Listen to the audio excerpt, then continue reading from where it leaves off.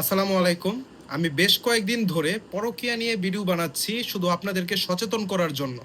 কারণ আমরা আইন পেশাতে আছি। আমরা প্রতিনিয়ত এই পরকীয়ার ভয়াবহ যে পরিণাম এটা আমরা দেখতেছি। এটা কিন্তু আপনারা উপর দিয়ে যেরূপভাবে দেখতেছেন আমরা ভিতরের জিনিসগুলা জানি। পরশুদিন আমার হচ্ছে একটা মক্কেল আমাকে কল দিয়ে তার সকল কাহিনী বলল এবং তাদের একটি মেয়ে সন্তান আছে। মেয়ে সন্তানের বয়স হচ্ছে ৮ বছর। সে সেও কিন্তু ভুক্তভোগী। তার মা পরকীয়া করে। সেই মেয়েটির কি হবে? সেই মেয়েটির কয়েকটা কথা আমি আপনাদেরকে শোনাচ্ছি। আপনারা শোনেন।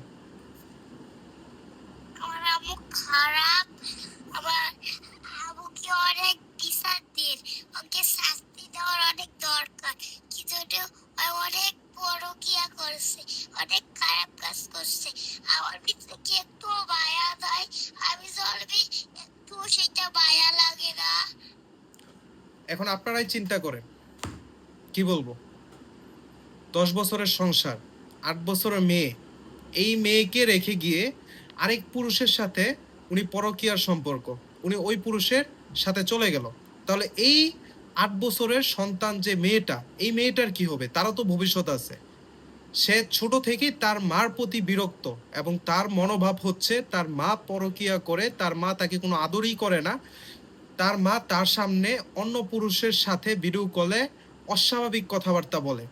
মেয়েটা এইগুলা বুঝে তার বাবার সাথে শেয়ার করেছে আর বাবা আমাদের কাছে এসেছে এখন কি করতে পারে। এখন এই সংসারটা ভেঙে অলরেডি যাওয়ার মতোই। ক্লায়েন্টের সাথে কথা বলেছি, বাচ্চার মার সাথে কথা বলেছি, বাচ্চার মা আসবে না।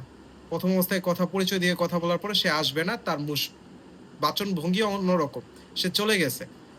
এইসব মহিলাদেরকে সর্বোচ্চ থেকে সর্বোচ্চতর শাস্তি দেওয়া দরকার। এত নিকৃষ্ট মহিলা, তারা তাদের সন্তানদের কথা না ভেবে তারা অন্য পুরুষের প্রতি মোহ আকৃষ্ট হয়ে তারা তাদের ১০ বছর, ৮ বছর, ১৫ বছরের সংসার, ২০ বছরের সংসার ছেড়ে গিয়ে তারা অন্যথায় চলে যায়।